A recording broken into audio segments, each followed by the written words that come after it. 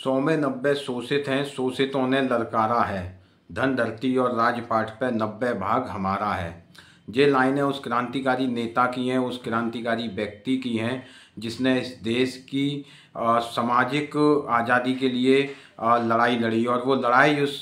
स्तर पर लड़ी कि वो बिहार के पहले शहीद हुए और उनको जो है बिहार का लेनिन भी कहा गया। वो बाबू जगदीश प्रसाद, जिनका आज परिनिर्वाण दिवस है, बाबू जगदीश प्रसाद के परिनिर्वाण दिवस पर उन्हें हम कोटि कोटि नमन करते हैं और आज इस वीडियो के माध्यम से हम उन्हें याद करने का काम करते हैं। वो जगदीश प्रसाद जो पटना विश्वविद्यालय से अपनी पढ़ाई पूरी करते हैं, उसके बाद जो है सोशलिस्ट पार्टी से जुड़ते हैं और सोशलिस्ट पार्टी का जो मुखपत्र होता है उसके संपादक का काम जो है, उसके संपादन का काम करते हैं और वहाँ से अपने राजनीतिक कैरियर की शुरुआत करते हैं। बाद में वो तमाम सारे बड़े आंदोलनों में अपनी भूमिका निभाते हैं और ऐसे ही एक आंदोलन जो पचकटिया प्रथा के खिलाफ चलाया गया, वो पचकटिया प्रथा चूँकि उस समय बिहार में सामंतियों का एक बड़ा आतंक हुआ करता था और जो छोटे लोग हुआ करते थे, जो शोषित लोग हुआ करते थे, उनके खेतों में उनके हाथी जो है हाथी जाते थे और वहाँ का उनका जो अनाज होता था, उसमें जो फसल होती थी उसको खाने का काम जो है हाथी करते थे। उस प्रथा के खिलाफ जो है एक आंदोलन चलाया और जब सामंतियों के वो हाथी बाबू जगदेव प्रसाद के खेतों में पहुंचे तो सबसे पहला बिहार का विद्रोह जो है उस पचकटिया प्रथा के खिलाफ बाबू जगदेव प्रसाद ने किया। उसके बाद डोला प्रथा जो नवविवाहित महिला जब ब्याह कर आती थी तो उन्हें सामंतियों के जहां एक रात गुजारने का काम करना पड़ता था, उस डोला प्रथा के खिलाफ जो है पूरे बिहार में आंदोलन चलाने का काम किया और डोला प्रथा को समाप्त करवाने के लिए एड़ी से चोटी तक का जोल लगाकर आंदोलन जो है बाबू जगदेव प्रसाद ने किया। बाबू जगदेव प्रसाद जो है शुरू से ही आज़ाद भारत में शुरू से ही वो सामाजिक जो है आज़ादी से पहले भी और आज़ादी के बाद भी जो है वो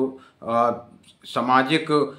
स्वतंत्रता की लड़ाई जो है पूरे देश में बिहार में लड़ते हुए आए हैं। उन्होंने सबसे पहला चुनाव जो है दूसरा लोकसभा का चुनाव जब हुआ इस देश के अंदर तो वो चुनाव सोशलिस्ट पार्टी के टिकट पर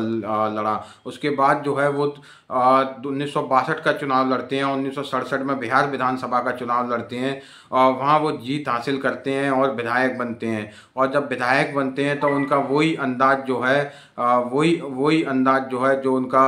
सामाजिक स्वतंत्रता का अंदाज था, सामाजिक स्वतंत्रता की लड़ाई लड़ने का अंदाज था, वो उस विधानसभा में भी जो है जारी रहता है। वो ध्वज वाहक बनते हैं डॉक्टर लोहिया के। वो डॉक्टर लोहिया जो इस देश में नारा दिए थे कि सन सौंपा ने बांधी घाट पिछड़ा पावे 100 में 60, उस डॉक्टर लोहिया के सारथी बिहार में बनते हैं और बिहार में जो है समाजवादी आंदोलन को मजबूती देने का काम करते हैं। वो उस समय जो है विधायक बनते हैं, सरकार बनती है, उसमें विधायक मंत्री भी बनते हैं और मंत्री के तौर पर समाज के लिए लड़ने का भी काम करते हैं। उसके बाद वो सरकार ज़्यादा नहीं चल पाती है, वो सरकार जो है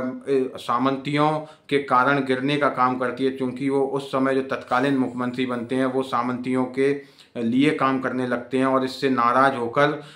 जो है उस सरकार से अलग होने का काम बाबू जगदेव प्रसाद करते हैं। बाबू जगदेव प्रसाद अपना खुद का दल भी बनाने का काम करते हैं, शोषित दल। वो जब चुनाव लड़ता है तो 6 सीटें जीतता है और कांग्रेस के साथ सरकार बनाने का भी काम करता है। वो सरकार भी ज़्यादा समय तक नहीं चल पाती है और उसके बाद जो है गैर कांग्रेसी सरकार बनती है, उसमें भी मंत्री बनते हैं और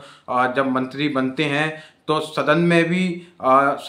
भी उसी अंदाजे से बात रखते हैं और 90% आरक्षण तक की, 90% भागीदारी तक की भी बात जो है उस समय वो सदन में रखते हैं। और जब वो अपना दल शोषित दल बनाते हैं, उस शोषित दल बनाते वक्त उनका एक शानदार स्पीच जब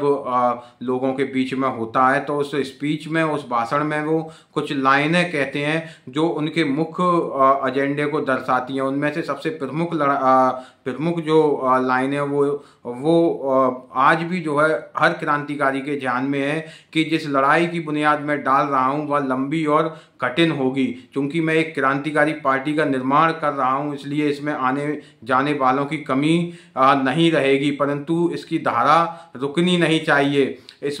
इसमें पहली पीढ़ी के लोग मारे जाएंगे, दूसरी पीढ़ी के लोग जेल जाएंगे और तीसरी पीढ़ी के लोग राज करेंगे। अंततः जीत हमारी होगी। ये वो लाइनें हैं जो आज भी तमाम क्रांतिकारियों के, तमाम सोशल जस्टिस एक्टिविस्टों की जुबान पर रहती हैं। वो आगे अपने भाषण में कहते हैं कि हिंदुस्तानी समाज साफ तौर पर दो भागों में बटा हुआ है। एक 10% लोग हैं जो शोषक वर्ग है और दूसरा 90% लोग हैं जो शोषित वर्ग है। ये इज्जत और रोटी की लड़ाई हिंदुस्तान में समाजवाद और कम्युनिज्म की असली लड़ाई है। भारत का असली वर्ग संघर्ष यही है। वो वर्ग संघर्ष जो है वर्ग संघर्ष को इस तरीके से बतलाने का काम करते हैं और वो इस साफ तौर पर ये बताने का भी काम करते हैं कि अगर लेनिन और कार्ल मार्क्स अगर भारत में पैदा हुए होते तो हम जिस आंदोलन को चला रहे हैं उस आंदोलन के अगुआ वो इस भारत में बने हुए होते। वो ये भी बताने का काम करते हैं कि लेनिन ने जिस तरीके से रूस में सर्वहारा वर्ग के लिए काम किया, रूस में जिस तरीके से उन्होंने अपना क्रांतिकारी जिम्मेदारी का निर्वहन किया, वो जो लड़ाई हो उच्च वर्ग में और सर्वहारा वर्ग में थी, वो सेम लड़ाई शोषित और शोषक के बीच की लड़ाई जो है भारत में, सर्वहारा वर्ग की लड़ाई जो भारत में है, उसको हम लड़ने का काम कर रहे हैं। बाबू जगदेव प्रसाद जब अपना क्रांतिकारी जो है जिम्मेदारियां आगे बढ़ाने का काम करते हैं और जब वो जेपी के साथ जब वो छात्र आंदोलन जेपी के नेतृत्व में चालू होता है, जब वो उस आंदोलन में जेपी के साथ आने का काम करते हैं, तो जयप्रकाश नारायण साहब के साथ जब वो आते हैं तो जगह जगह जब सभाएं करते हैं तो उन सभाओं में तत्कालीन सरकार के द्वारा गोली चालान उच्च वर्ग के अधिकारियों के द्वारा किया जाता है। उच्च वर्ग के अधिकारियों से गोलियां चलवाई जाती हैं और वो एक गोली जो है बाबू जगदेव प्रसाद को जाकर लगती है। वो व्यक्ति जिसने अपनी पूरी जिंदगी इस देश के निर्माण में शोषितों के उत्थान के लिए लगा दी, जिसने पूरी जिंदगी गैर बराबरी के खिलाफ जो है लड़ने का काम किया, पूरी जिंदगी समानता के लिए लड़ने का काम किया, पूरी जिंदगी जो है इस देश की सत्ता में बराबर की भागीदारी के लिए संघर्ष करने का काम किया और उसका अंत जो है इस तरीके से तत्कालीन सरकार करवाती है और गोली चलवाती है। उसके बाद उन्हें घसीटते हुए थाने तक लेके जाया जाता है, जहां वो पानी मांगते हैं उन्हें पानी तक नहीं दिया जाता है और उनकी वहां मौत हो जाती है। इस तरीके से उनको मौत के घाट उतारना, इस तरीके से उन्हें मृत्यु देना इस देश में जो दिखलाता है कि किस तरीके से अगर कोई व्यक्ति, कोई नेता अगर अपने वर्ग की बात कर रहा है तो उसके साथ कैसा व्यवहार किया जाएगा। जो उच्च वर्ग के लोग वो तथाकथित सामंती लोग जो है करने का काम उस समय किए और बतलाने का काम किए कि इस तरीके का व्यवहार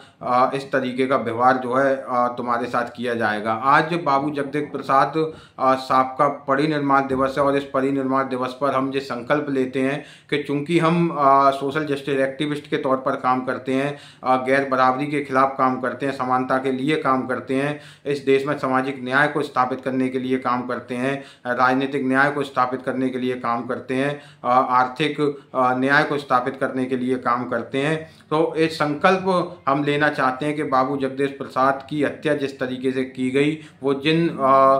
सामंतियों के खिलाफ लड़ने का काम करते थे, जिस सत्ता जो शोषक वर्ग की हितैषी जो सत्ता बनी हुई थी, उस सत्ता के खिलाफ लड़ने का काम करते थे, हम ये संकल्प लेते हैं कि उनके सपनों को आगे बढ़ाने का काम करेंगे, उनके संघर्ष को आगे बढ़ाने का काम करेंगे और इन सामंतियों के खिलाफ हमेशा लड़ते रहेंगे। इसी के साथ एक बार पुनः जो है मैं श्रद्धांजलि अर्पित करता हूँ बाबू जगदेव प्रसाद को मैं नमन करता हूँ और ये संकल्प जो है आप सबसे भी निवेदन करता हूँ, सभी सोशल जस्टिस एक्टिविस्टों से, कि आप ये संकल्प लें कि बाबू जगदेव प्रसाद जो बिहार के लेनिन कहलाते हैं, जो बिहार के पहले शहीद हैं, जो हमारे मसीहा हैं, उनके सपनों को आगे बढ़ाने का काम करेंगे, उनके संघर्ष को आगे बढ़ाने का काम करेंगे और सामंतियों के खिलाफ हमेशा लड़ने का काम करेंगे।